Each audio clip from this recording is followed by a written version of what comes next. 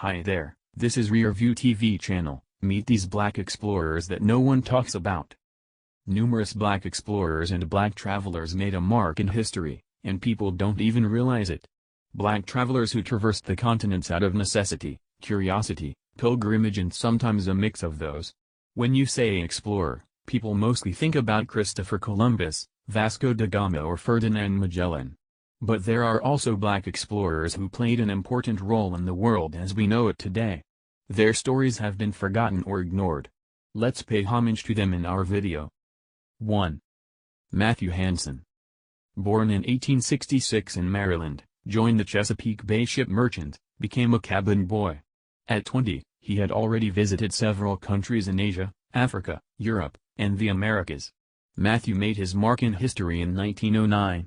He went on an expedition to the North Pole with Robert Peary and 4 Inuits. He's the first person in the world to reach the North Pole on April 6, 1909, 45 minutes before Peary. He planted the U.S. flag to mark the spot. In 1937, Matthew Hansen joined the prestigious Explorers Club and he was awarded the Congressional Medal of Honor in 1944. He was also invited at the White House in 1954. Hansen died in 1955. He wrote an autobiography, A Negro Explorer at the North Pole. 2. Mustafa Azimri. Mustafa Azimri was born in 1500 in Azimri, a coastal city in Morocco. He was sold as a slave to Andres Dorantes de Carranza. This is when he started traveling. With Dorantes he went to Cuba, then on a mission to conquer Florida for Spain. He then traveled to Texas, spent a few years in jail, and after that kept traveling in New Mexico, Arizona and the north part of Mexico by foot. He ended up in Mexico City. He was killed by the Zuni tribe in 1539. 3. Abubakar II.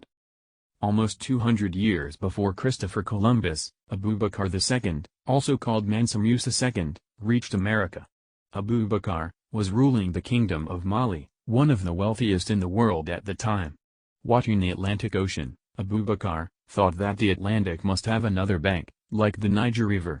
He abdicated his throne in 1311, and he left, heading to America from the Gambian coast, with 2,000 ships. Abubakar never went back to Africa. 4. James Beckwourth. James Beckwourth was born a slave in 1798, but he quickly made his name as a black explorer early in his life. He played an important role in exploring the west of the United States. He's the only black person who documented and recorded his journey. This is how we found out he crossed the U.S., from the Everglades of Florida to the Pacific Ocean. He also traveled from the south of Canada to the north of Mexico.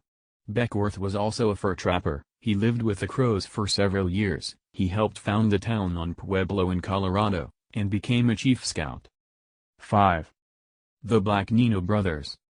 The Black Nino brothers, Pedro Alonso, Francisco and Juan, were black explorers born in Mogar, Spain. They joined Christopher Columbus for his expedition to America, and they were there during his 3 trips there. They were already seasoned sailors before joining Columbus. Pedro was the most famous. He was the helmsman of the Santa Maria. Pedro was there when Columbus discovered Trinidad. Of course, the Nino brothers also traveled without Columbus. Pedro sailed the West African coast by himself. Pedro ventured solo in the Americas, in areas Christopher Columbus hadn't explored yet.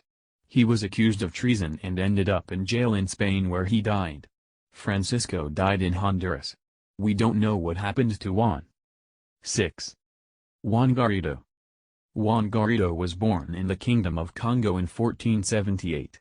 He was sold as a slave in Portugal, then started his career in exploration in Seville, Spain. After that he became a conquistador. He went to Dominican Republic, Florida, Puerto Rico, Cuba, and Mexico. He settled in Mexico City, got married, had 3 kids, and became a farmer. He was one of the first wheat producers in America. He died in 1536. 7. Jean-Baptiste Point du Sable. Born in Haiti, Jean-Baptiste Point du Sable is considered as the founder of the city of Chicago. From Haiti, he moved up north through Louisiana and ended up in Chicago. He settled there at the mouth of the Chicago River with his native wife Kitty Hawk. In 1788, he had his farm where he was living with wife and kids, providing much-needed stability to the area. In 1790, thanks to him, Chicago became an important link in the region's trade routes. Although he sold his farm in 1800, he kept his reputation as the father of Chicago. He's still a famous black explorer in the U.S. Remember to like, share, comment and subscribe to our channel. Thanks.